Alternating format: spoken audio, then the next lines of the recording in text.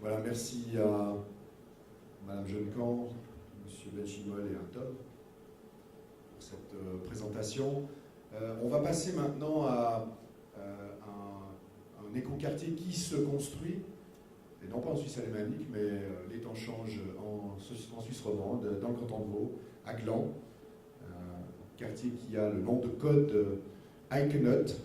Monsieur Thierry Denuot de Losinga Marazzi nous dira exactement ce que ça veut dire, et plus encore. À vous la parole.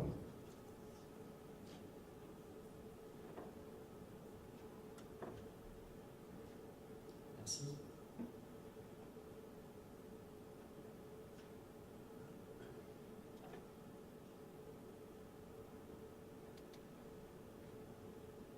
Et bonjour mesdames et messieurs, et merci à l'organisation du Forum immobilier roman pour me permettre de vous présenter le projet Eikenot que j'ai le plaisir de diriger pour Losinga Marazzi. Et avant de commencer à parler de Gland, laissez-moi vous présenter mes deux garçons, Paul et Maxime. Pourquoi je vous présente mes deux garçons? C'est parce que, en ce qui me concerne, autant il pourrait être abstrait et lointain de parler aujourd'hui de protection de l'environnement, de réduction des consommations énergétiques, de réchauffement climatique, de protection de la planète finalement, et autant il m'apparaît extrêmement proche de nos préoccupations, en ce qui me concerne en tout cas en tant que papa, de vous dire qu'aujourd'hui le construire différemment c'est une affaire personnelle de chacun d'entre nous. La question est celle du futur de nos propres enfants. Moi je pense à mon sens que autant cette question, toute question finalement philosophique, sociétale, toute cette réflexion de protection de l'environnement est basée sur notre conviction personnelle de changer les choses. Et notre conviction personnelle, c'est notre conviction personnelle de citoyen au jour le jour, c'est aussi notre conviction personnelle de professionnel de l'immobilier que nous sommes. Donc oui, aujourd'hui, l'idée était de changer maintenant les choses sans attendre le futur. C'est pour nos enfants que nous devons changer notre comportement aujourd'hui.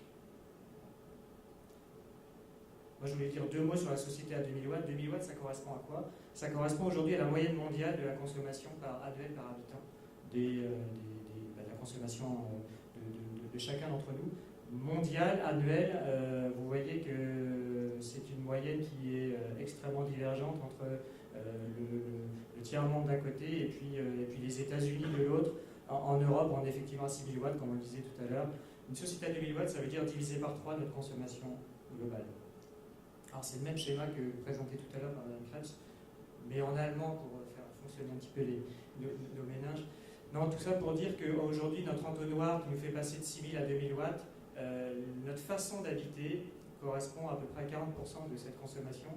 Et donc réduire notre consommation de 6000 à 2000, ça veut dire évidemment travailler sur notre façon d'habiter. Ce qui est intéressant dans ce schéma, c'est que notre façon d'habiter, ce n'est pas simplement une affaire de label, hein, ce n'est pas une question seulement de qualité de matériaux, c'est évidemment notre façon d'habiter en tant que comportement. On parle de mobilité, on parle d'eau, et puis on parle de consommation évidemment. Alors quand Losinga Marazzi m'a proposé en 2008 de prendre la responsabilité d'un développement immobilier sur une parcelle de plus de 7 hectares, donc dans le prolongement de la ville de Gland, comme on voit ici sur cette photo avant qu'on ait démarré, la taille même de l'opération, puisque 75 000 m², ça représentait, avec le CUS aujourd'hui du plan partiel d'affectation, un bâti d'environ 60 000 m² de surface brute de plancher, donc un objet conséquent. À la fois cet objet conséquent et puis la volonté de la commune de Gland de maîtriser son développement immobilier, de maîtriser le développement urbanistique en mettant au cœur de ce développement le développement durable. Eh bien, ces deux facteurs de taille d'opération et de volonté politique étaient un terreau formidable pour agir maintenant, comme on le disait tout à l'heure, agir maintenant en tant qu'entrepreneur responsable. Et agir maintenant, ça veut dire, dans le contexte, on va dire, politique, de faire du développement durable l'élément clé et le fil directeur de ce développement, c'est aussi un contexte économique, puisque l'idée était de réaliser ce quartier sans toucher aux finances publiques, donc en faisant appel à un investissement privé, donc en assurant une rentabilité globale de l'opération. Alors voilà ce qu'on a réalisé sur ce quartier, ce qu'on va réaliser sur ce quartier, un certain nombre de bâtiments. Mais on a commencé notre réflexion non pas par un exercice financier, on l'a réalisé mais plus tard, non pas par un exercice architectural, on a également travaillé avec des architectes mais plus tard, non pas par un exercice de technique de construction, de label, tout ça ce sont des moyens, ce ne sont pas des objectifs. Non, on a bien commencé par se poser la question du positionnement sociétal du quartier.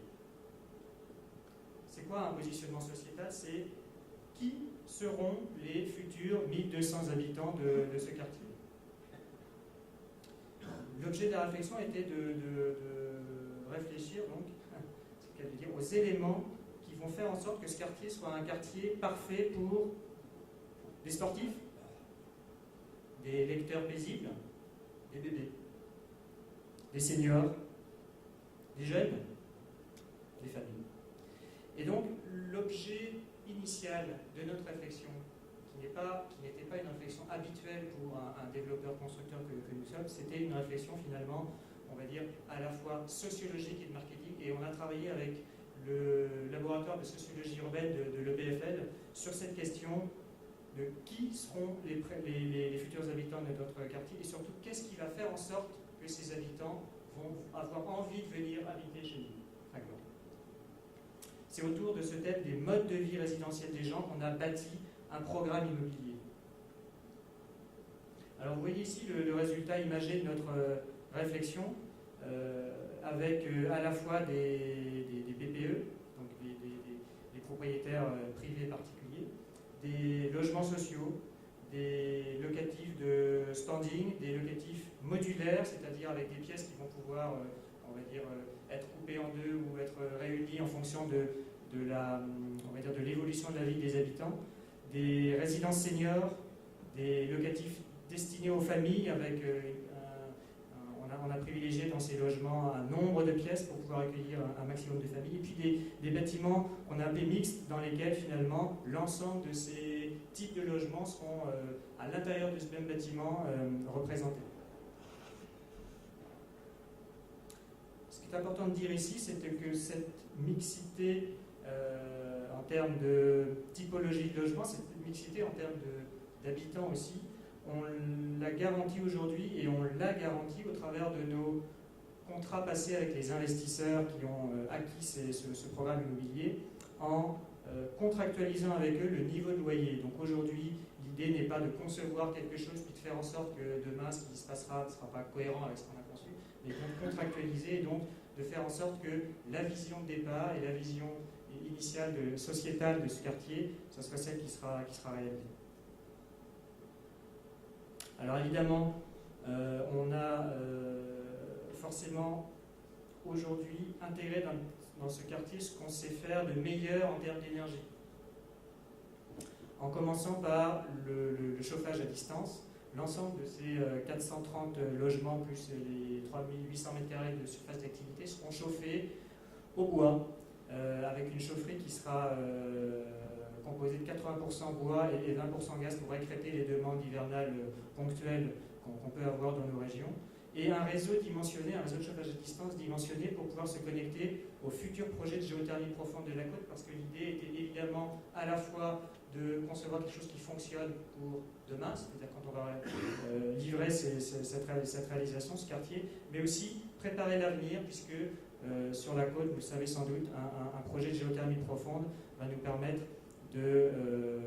d'aller encore plus loin dans les énergies renouvelables sur ce quartier-là.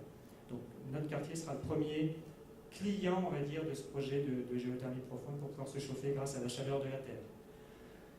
Approvisionnement du bois pour la chaufferie centralisée en l'occurrence, l'idée est d'aller effectivement au bout de la démarche, et le bout de la démarche c'est un approvisionnement local du bois. Le bois sera approvisionné par le groupement de la Serine, qui est le producteur de la région de Gland, producteur de forêt. L'ensemble des bâtiments sera labellisé Minergie Eco 2009, certains Minergie P-Eco, Eco pour garantir les matériaux sains au niveau de l'ensemble de la construction.